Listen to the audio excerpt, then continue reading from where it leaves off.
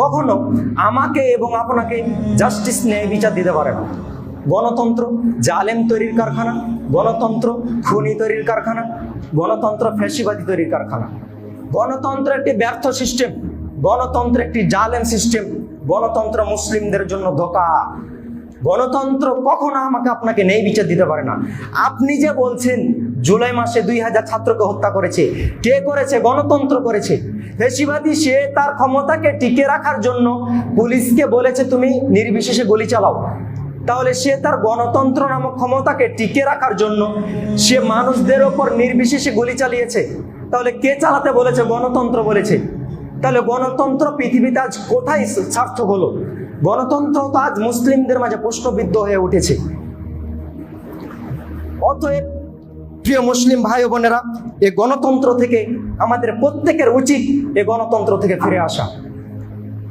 আজ দেখুন, গণতন্ত্রের কারণে হাজারো আলেমকে, হাজারো মানুষকে জেলখানায় বন্দী করা হচ্ছে।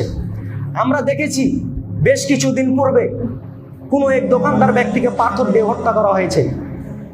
গণতন্ত্র কখনো আমাকে আপনাকে নিরাপত্তা দিতে পারে না। আপনি দোকানে বসে আছেন, কোনো রাজনৈতিক ব্যক্তির কর্মকর্তা এসে আপনার কাছে চাঁদা চাইবে, আপনি চাঁদা না দিলে আপনাকে পাথর দিয়ে পিটিয়ে হত্যা করবে। আমরা বেশ কিছুদিন পূর্বে দেখেছি যে চাঁদা না দেওয়ার কারণে তাকে পাথর দিয়ে হত্যা করা হয়েছে, অথচ তার বিচার এখনো বাংলাদেশের বুকে হচ্ছে না। অথচ বাংলাদেশে খেলাফত প্রতিষ্ঠা থাকলে 24 ঘন্টার মধ্যে বিচার করত, অথচ গণতন্ত্রটা পারবে না। তাহলে গণতন্ত্র আজ ব্যর্থ, গণতন্ত্র আজ সারা পৃথিবীতে ব্যর্থ।